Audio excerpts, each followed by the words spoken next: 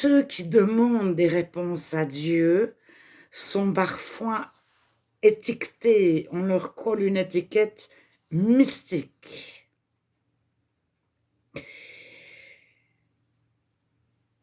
Je vais donner un exemple de réponse de Dieu.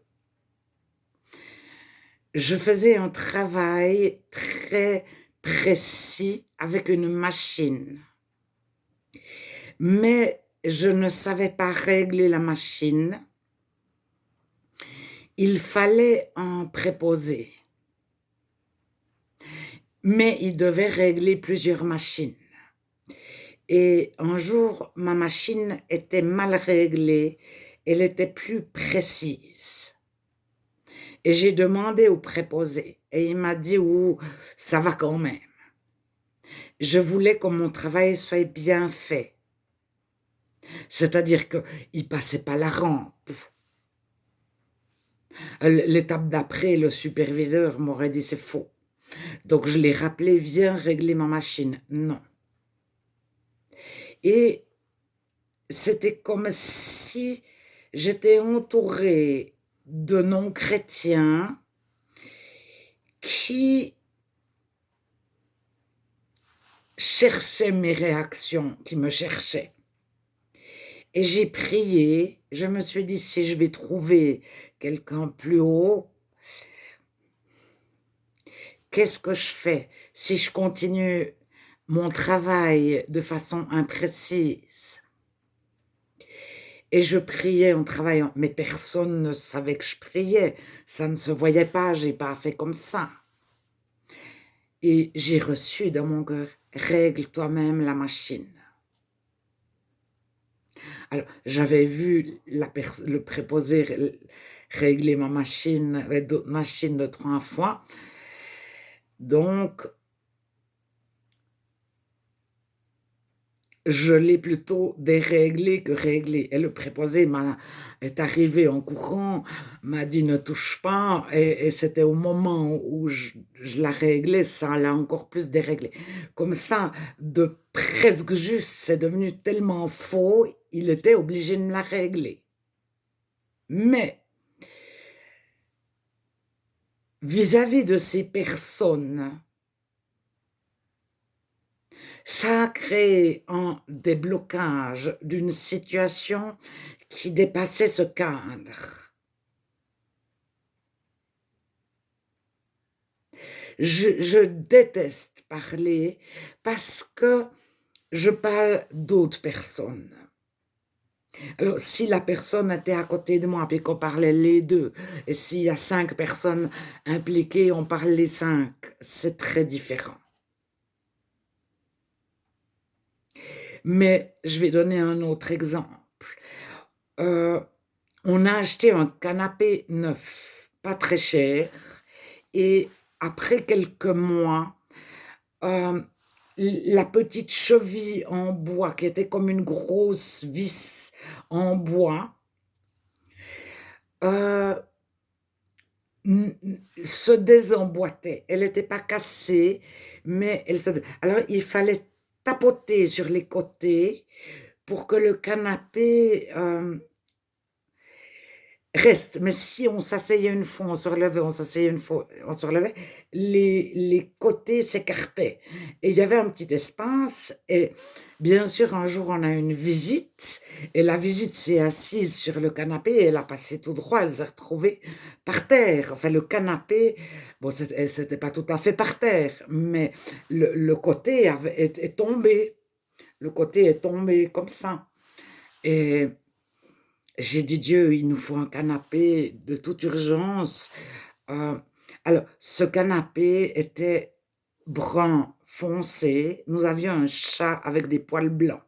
Je passais ma vie à enlever des poils de chat blancs et ce tissu faisait un petit peu, les poils collaient dessus. Ensuite, on avait un petit enfant et je passais aussi ma vie à laver ce canapé. Et j'ai prié: «Dieu, j'aimerais un canapé solide, que mon petit enfant puisse faire du trampoline dessus à pieds joints et que le canapé ne bouge pas. J'aimerais un canapé qui ne, le tissu ne fasse pas euh, coller les poils du chat et qu'il ne soit pas salissant.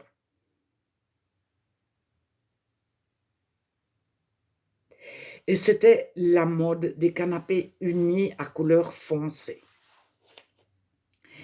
Et j'ai reçu, quelqu'un est venu me visiter un mois plus tard, 2 semaines plus tard, je ne sais plus, il y a très, très longtemps, et m'a dit: «Je te donne un canapé». Et j'ai reçu un canapé, vieux, refait à neuf, mais refait à neuf par un tapissier. Vieux, ça voulait dire extrêmement solide. Refait à neuf par un tapissier, ça veut dire que le tissu est extrêmement solide. Ce tissu était à fleurs et c'était la mode. Et j'ai dit: «Seigneur, je t'ai pas demandé la couleur». Mais en fait, 1 ou 2 années après, c'est devenu la mode des canapés colorés, à fleurs. Donc j'avais 1 année d'avance sur la mode. Et ce canapé, on l'a plus, mais je pense qu'il aurait pu encore durer une génération ou 2.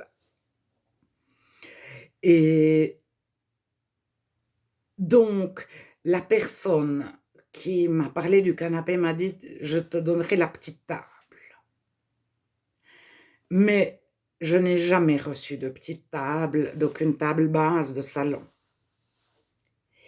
Et j'avais prié un canapé solide, confortable, non salissant.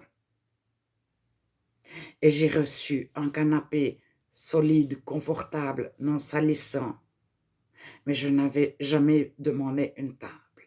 Et pour moi, c'était une réponse de Dieu précise. Et la personne m'a reparlé de la table, mais je l'ai jamais reçue.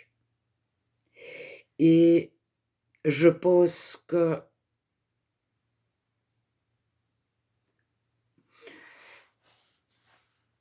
plus tard, je sais pas si c'est 1 année après environ, j'ai douté. Et je me rappelle très bien, je nettoyais la salle de bain et je me disais: «Est-ce que vraiment Dieu répond aux prières? Est-ce que ce canapé vient vraiment de Dieu?» Et je suis sortie de la salle de bain et mon petit enfant m'avait versé un produit colorant et je me suis dit: «Tu as douté de Dieu. La seule chose qui pouvait détruire ce canapé, c'était un produit colorant». En fait, il y avait un canapé et 2 fauteuils et il y a eu qu'un fauteuil. Après, j'ai pu mettre un petit décoration sur le fauteuil. Alors, est-ce que c'est du mysticisme? Alors, j'avais prié: «Dieu, j'ouvre la porte de ma maison, envoie-moi qui tu veux».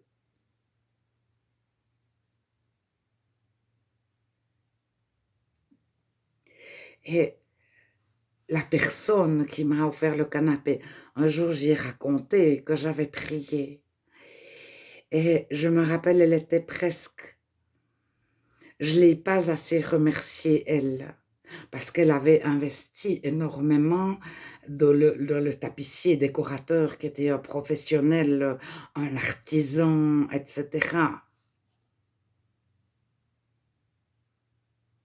Et la carcasse de départ c'était pas n'importe quelle carcasse. Bon, c'était pas un Louis XIV ou quelque chose comme ça, mais c'était quelque chose de très solide.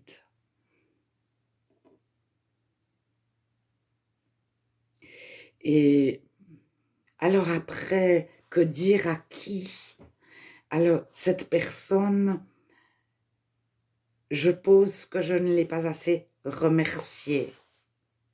Je je j'étais tellement impressionnée de ce que Dieu pouvait répondre à une prière. Alors ça, c'est une chose, mais je peux en raconter, en raconter, en raconter. Et après, j'ai cessé de prier. Je peux aussi raconter que petit à petit, j'ai oublié Dieu. Je vous encourage à ne pas placer votre confiance en Dieu et ne pas la placer ailleurs qu'en Dieu. Parce qu'au moment où on la place plus en Dieu, on la place dans d'autres choses. Mais toutes ces autres choses sont éphémères. Toutes ces autres choses sont possiblement peuvent changer.